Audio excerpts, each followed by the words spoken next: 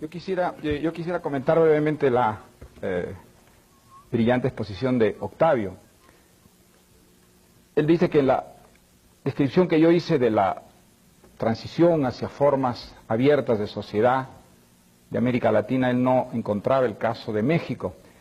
Y al describir el caso de México, en cierta forma, tengo la impresión que ha exonerado a México de lo que ha sido la tradición dictatorial latinoamericana. Espero no parecer demasiado inelegante, por decir lo que voy a decir. Yo no creo que se pueda exonerar a México de esa tradición de dictaduras latinoamericanas. Creo que el caso de México, cuya democratización actual soy el primero en celebrar y en aplaudir, como todos los que creemos en la democracia, encaja dentro de esa tradición con un matiz que es más bien el de un agravante.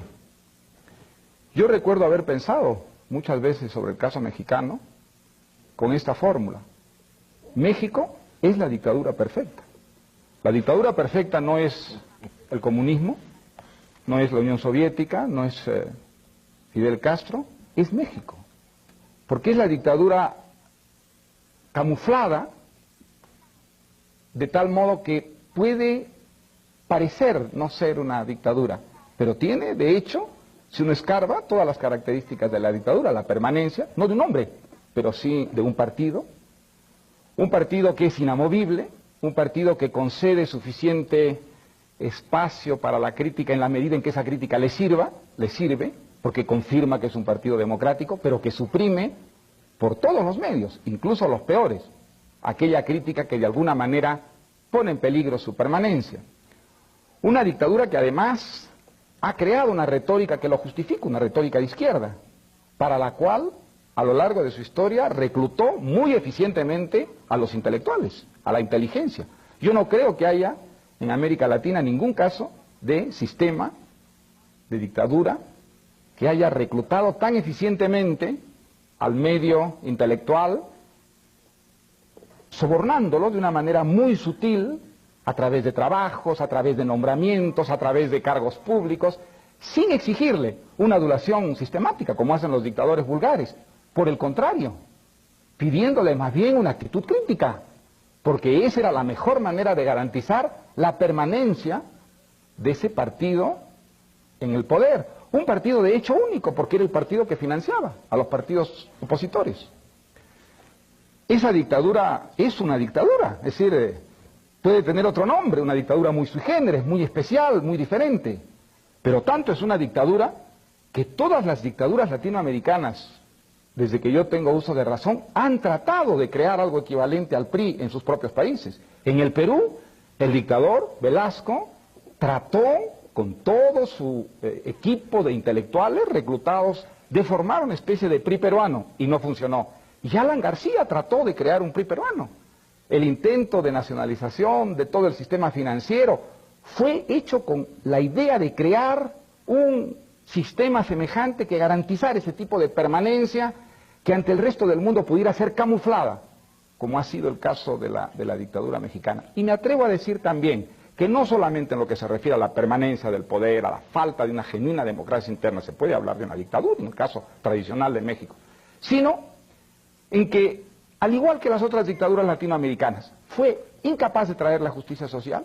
No creo que se pueda decir que en México haya una mejor distribución de la riqueza que en el país promedio latinoamericano. Creo que las desigualdades son tan grandes y originadas por las mismas razones de injusticia social, de corrupción, que en otros países latinoamericanos.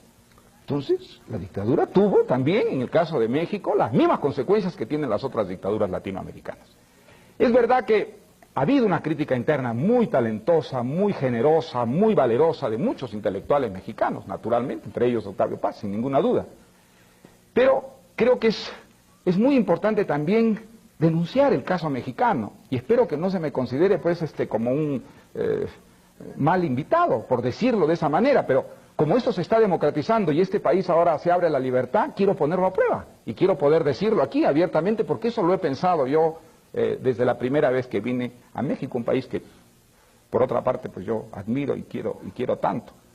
Creo que no, creo que es muy importante que también en el caso de México se diga que aquí se vivió y se ha vivido durante décadas con unos matices muy particulares, muy especiales, el fenómeno de la dictadura latinoamericana. La Revolución Mexicana tiene cosas admirables, sin ninguna duda. La más importante tal vez aquella que mencionó Octavio, la reivindicación de un pasado, la reivindicación de la tradición prehispánica que ha sido asumida con orgullo por el pueblo mexicano, como no ha sido asumida en otros países, por ejemplo en el mío. Eso es una indudablemente contribución muy positiva. Pero también hay que entender que eso ha sido otro de los instrumentos que ha utilizado el sistema dictatorial del PRI para eternizarse. Ha sido otro argumento de esa gran demagogia retórica a lo largo de su historia del PRI, que se ha prestado a muchas falsificaciones de tipo cultural, como por ejemplo la justificación de falsos artistas, de falsos géneros artísticos, en nombre de ese nacionalismo que creo que es uno de los factores más peligrosos dentro de este proceso de democratización mexicana. Un factor que debe ser puesto en tela de juicio y cuestionado si nosotros, como estoy seguro que lo quieren los demócratas mexicanos, quieren que esta democratización y liberación en México vaya hasta sus últimas consecuencias. Hay que agradecerle mucho a Vargas Llosa esta intervención valiente.